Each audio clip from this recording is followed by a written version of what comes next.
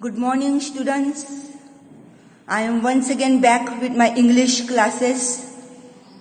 Hope you all are keeping well, keeping safe and healthy. Let's begin the third poem of our English textbook, Rain on the Roof, written by Coach Kinney. Written by Coach Kinney, Rain on the Roof. I want you to pay attention to the highlighted box, or let's say the introduction that they are giving about it. When the sky is covered with dark clouds and it starts raining, have you ever listened to the patter of soft rain on the roof? What is the poet saying? Have you ever listened to the soft rain on the roof? Listen to the patter of soft rain. What is the meaning of patter? It is a sound of rain. Have you ever listened falling on your roof? What thoughts flashed through your mind as you heard this melody of nature? What type of thoughts come to your mind? What do you think when you hear about this sound of the rain?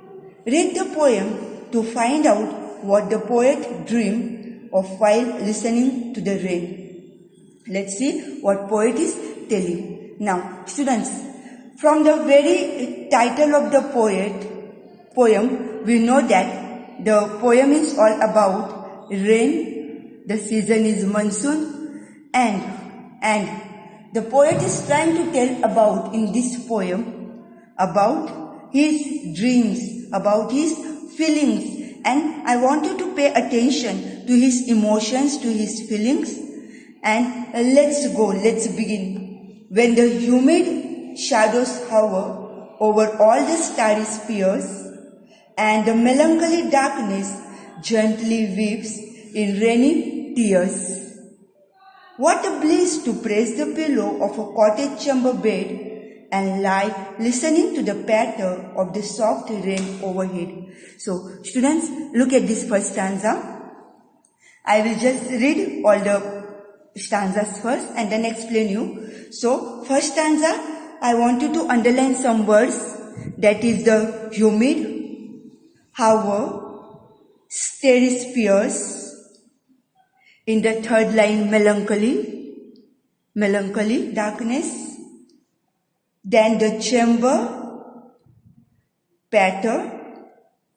And let's come to the next stanza. I told you to underline because I am going to give you the meaning of it.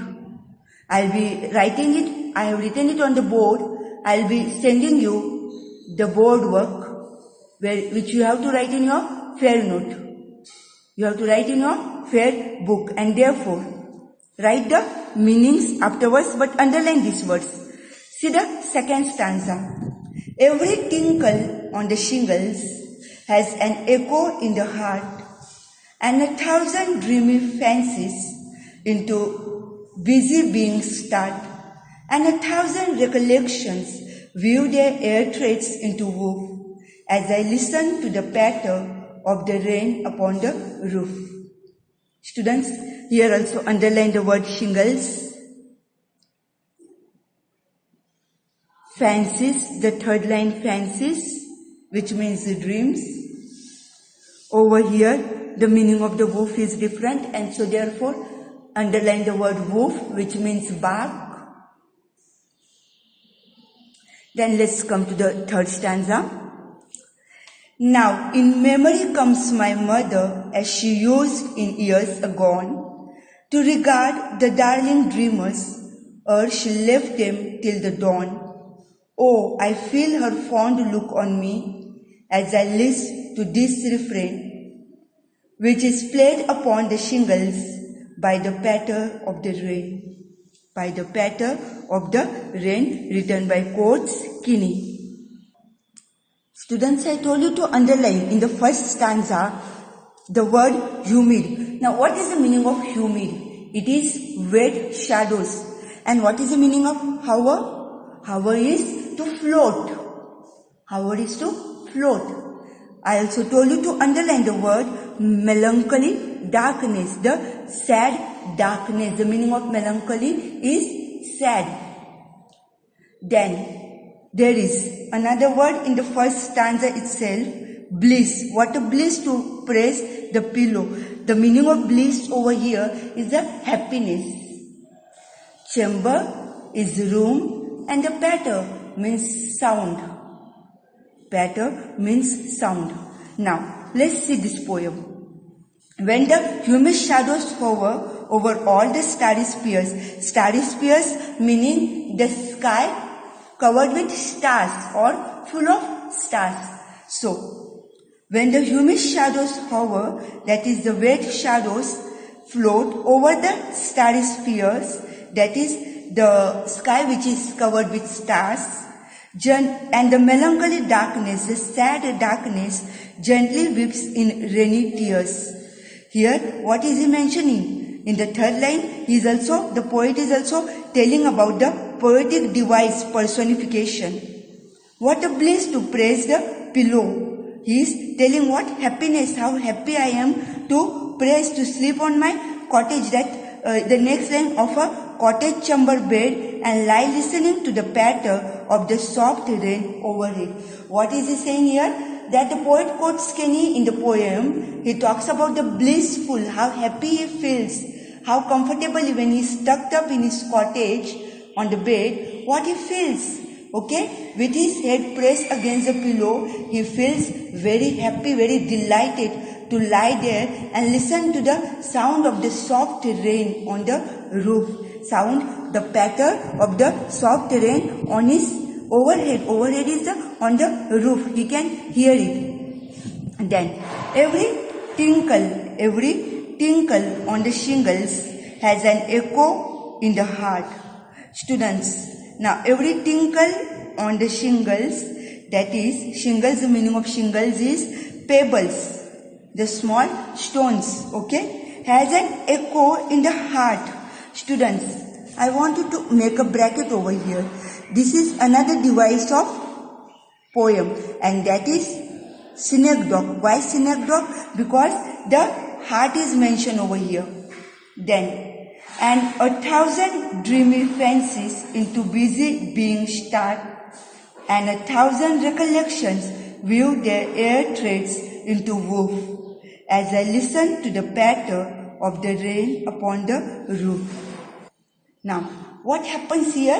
I told the students to look at the mood of the poet, look at the emotions in the poem, which we get through the poem as we read what the poet is going through. Now, in the second stanza, what is he saying? In the first stanza, he is talking about how happy, how delighted he feels to sleep on the bed, listening to the sound of the rain. But in the second stanza, look here. As the poet lies on his cottage chamber bed, with his head pressed to his pillow, and he listens to the rhythm of the falling rain on the roof, what comes to his mind? His mind starts having 1,000 dreamy fancies. I told you to underline the word fancies. What is the meaning of fancies? Dreams. And 1,000 dreams come to his being. What happens? Fancies and 1,000 recollections in the form of good memories weave their air threads into a picture which comes before the poet's mind. What happens? These thousand recollections. Recollections, what do you mean, students? Recollections over here is the memories. Thousands of memories come back to him. And what they weave? They weave what? They weave their air threads into woof. Woof is the bark here. B-A-R-K, bark. As I listen to the patter of the rain upon the roof. Then come to the stanza 3, the last stanza. Now in memory comes my mother as she used in years agone. Who comes, students? In memory comes my mother. Whose mother, students? The poet quotes Kenny's mother.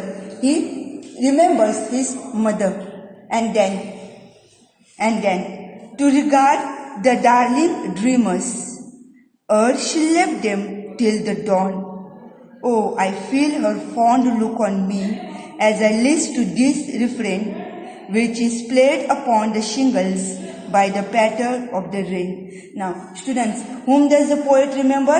The poet remembers his mother. Now, this could be when he remembers, he says that in my memory comes my mother. Maybe the mother is staying, or the poet is staying far from his mother, or mother is no more. Mother is gone to heavenly abode. So he says, as she used in years agone. What is the meaning over here of the agone? Is the meaning is a before, in the past, as his mother was dead. And then he also says that the darling dreamers, who are they?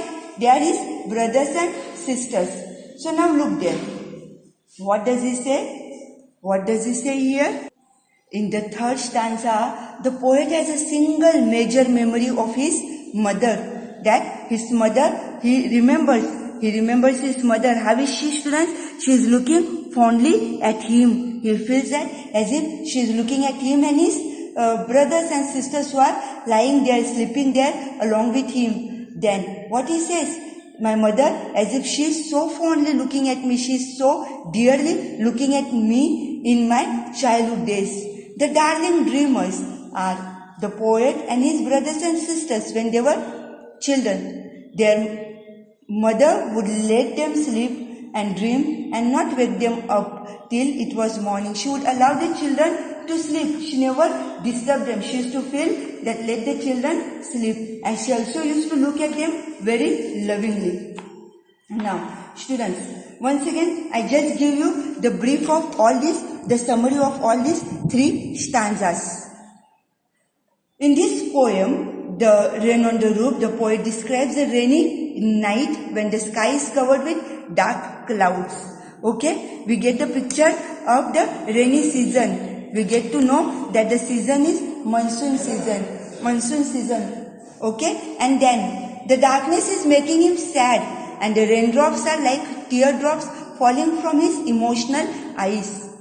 Students, I told you right from the beginning, look at his emotions, look at his feelings. The only thing that brings him joy is to curl up in the bed or to sleep on his bed in his cottage and sleep on his pillow. What does he do? We saw in the first paragraph over here, he listens to the patter of the raindrops, and the sound of the raindrops gives him company in his sad mood. The sound of the rain on the shingles, that is on the pebble, is echoed by his heartbeats. All his thoughts and memories come alive as he listens to the sound of the rain. Then, in the third paragraph, in the third stanza we saw, the first recollection is that of his mother. Students, to each one of us, our mother is very, very dear. We love our mother very lovingly, very fondly, very dearly, because we know she is the first woman in our life. He remembers how she used to watch over them, that is he and his children, his siblings, that is all her children, every night and let them lie dreaming till the morning. She never disturbed them. She would allow them to lie till morning peacefully. His mother used to look down at him, okay, when they were sleeping, she used to look at the siblings of the poet. And his mother would make a point to look at them every night, for she knew she would not see them again till the next morning. What the poet remembers more than anything over here is how his mother would bend down and watch over him in particular. These memories are evoked as he listens to the repetitive rhythm of the raindrops as they are falling on his roof. Now, students, I am going to stop the poem over here. The poetic devices, that is, the figures of speech, will be given to you tomorrow. I will be giving it to you tomorrow.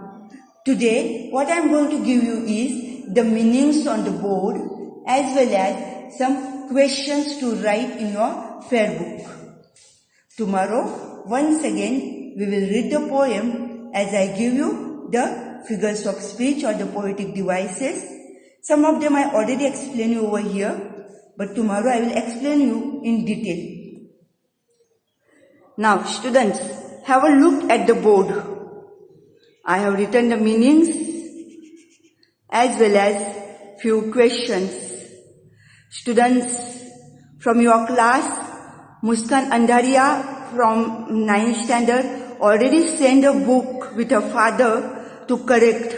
She has written the book very well. She has maintained the book very well. Tomorrow's lecture, I will show you how she has written in her book.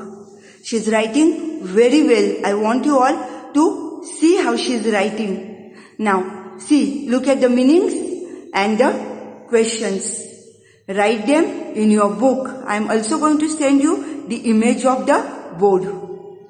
Okay? Have a good day, students. Complete your work. We are going to call you for the book checking soon. 10th standard has finished their book checking. Now it's your turn for the book checking. Bye, students. Good day.